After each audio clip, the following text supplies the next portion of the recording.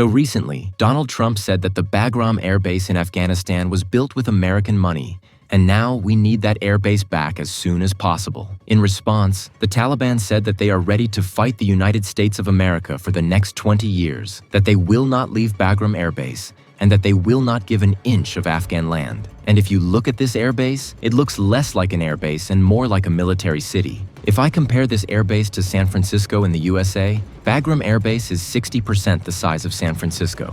Truly, it is a very large airbase. I would call it a military city, not just an airbase, because it has so many barracks and quarters where 10,000 soldiers can comfortably live with all their military equipment. If we look at the history of this airbase, it was first built in the 1950s to 60s by the Soviet Union. During the Soviet-Afghan War from 1979 to 1989, Soviet soldiers used it for food and lodging. But at that time, there was not much here. Just a high concrete wall, some quarters, and runways that were not suitable for heavy aircraft. There was also a watchtower built by the Soviet Army. After 2001, it came under American control. The USA spent several $billion turning it completely into a military city, including 2 runways over 3 kilometers long, capable of landing fighter jets, bombers, and heavy transport planes, as well as thousands of containers, barracks, mess halls, hospitals, shops, and gyms. Today, more than 10,000 soldiers can comfortably live here. It is a very powerful military base. Several years later, in 2021, when the USA left Afghanistan, Bagram Airbase was also abandoned and came under Taliban control.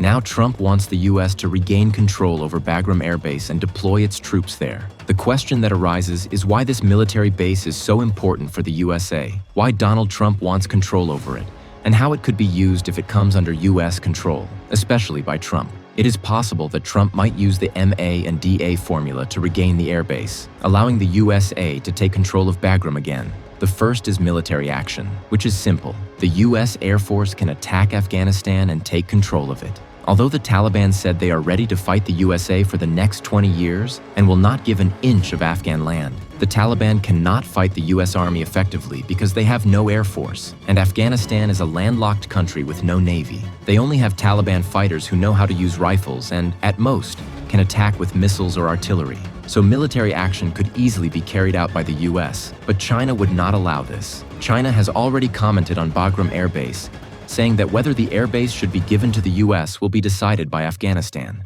Applying pressure on countries like this disrupts the world order, which is why China has a problem with it.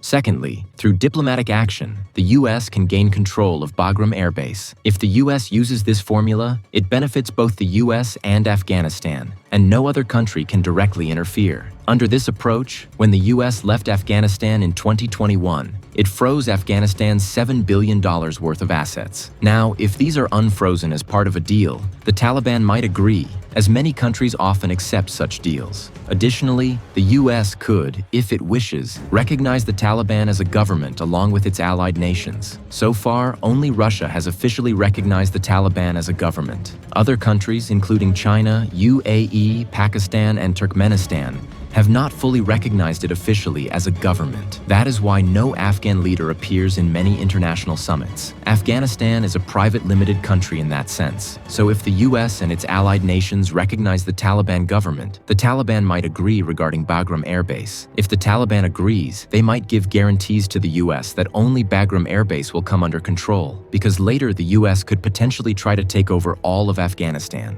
A deal through diplomatic action benefits both the US and the Taliban. Now let's assume Bagram Airbase comes under US control. How could the US use it? The US could use it in many ways, and after extensive research, I have prepared this map to help us understand Trump's purpose in obtaining this airbase. Because this is a very large and complex topic, it will take me time to fully explain. So subscribe to the channel and turn on the bell icon so that you get notifications of my videos quickly. Thank you very much.